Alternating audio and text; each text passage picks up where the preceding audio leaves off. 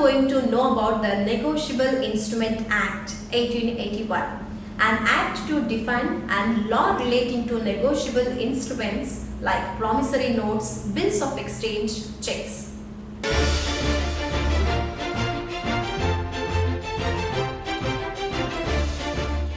Negotiable instrument act ఏం చెప్తోందంటే ఎవరైనా కూడా లీగల్లీ ఎన్ఫోర్సబుల్ డెట్ కోసము చెక్ ఇచ్చినట్టయితే చెక్ ఇచ్చిన తర్వాత కూడా చెక్కులో మెన్షన్ చేసిన డబ్బులు తన బ్యాంకులో డిపాజిట్ చేయకుండా ఈ చెక్కు డిజానర్ అయితే వాళ్ళు ఎన్ఐ యాక్ట్ ప్రకారము శిక్షార్హులు. ఇక్కడ రెండు విషయాలు తెలుసుకోవాలి. ఇప్పుడు suppose issuance of cheque is not an offence. ఒక చెక్కు ఎవరికైనా పోనీ గుడికో ఇంకెవరైనా చందాకో చెక్ ఇచ్చి చెక్ బౌన్స్ అవుతే అది క్రిమినల్ కేసు కింద క్రిమినల్ యాక్ట్ కింద ఇది పరిగణించబడదు.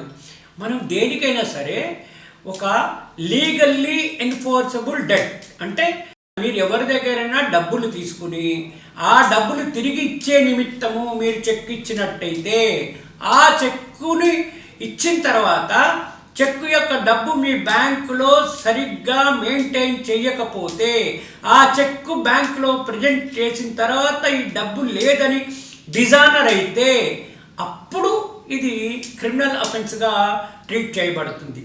ఎవరైనా మీకు చెక్ ఇచ్చారనుకోండి, చెక్కు ఆ 3 నెలలు డేట్ మెయింటైన్ చేసిన 3 నెలల లోపల మీరు బ్యాంకులో ప్రజెంట్ చేయాలి.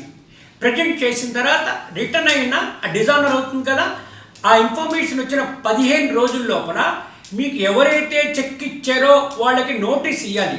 ఏమని, అయ్యా మీరు ఇచ్చిన చెక్కు డిజానర్ అయింది, ఇది మీరు మళ్ళీ 15 రోజుల లోపల మాకు ఈ డబ్బు ఇవ్వకపోతే నేను సెక్షన్ 138 నెగోషియబుల్ ఇన్స్ట్రుమెంట్ యాక్ట్ కింద మీకు కోర్టులో కేసు వేస్తాను, మీరు కోర్టులో శిక్షార్హుడు అని.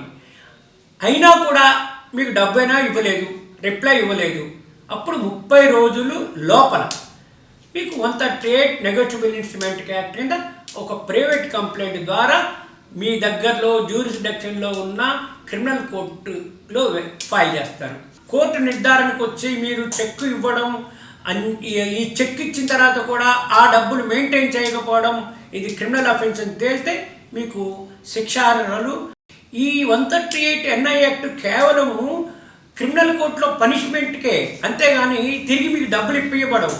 మీకు మీ డబ్బులు చెక్కు డబ్బులు రావాలి అంటే మీరు సివిల్ సూట్ రికవరీ సూట్ వేసుకోవాలి. ఇది కేవలము ఈ వ్యక్తి చెక్కు బౌన్స్ అయిన తర్వాత క్రిమినల్ అఫెన్స్గా పరిగణించి ఆయన్ని ప్రాసిక్యూట్ చేయడం వరకే ఉంటుంది, మీ డబ్బులు ఇందులో రావు. అందుకని సివిల్ సూట్ కూడా ఫైల్ చేయాలి. సివిల్ సూట్ ఇంకోటి కూడా లిమిటేషన్ 3 ఏళ్లే. ఒకవేళ ఈ క్రిమినల్ కేసు 3 ఏళ్ళు దాటి కంటిన్యూ అయ్యి ఆ సివిల్ కేసు ఇవ్వకుండా లిమిటేషన్ బార్ అయిపోతే మీకు డబ్బులు వచ్చే అవకాశం లేదు. కాబట్టి నా అడ్వైజ్ ఏంటంటే ఈ చెక్కుతో పాటు రికవరీ సూట్ కూడా వేసుకుంటే మీకు డబ్బులు వచ్చే మార్గం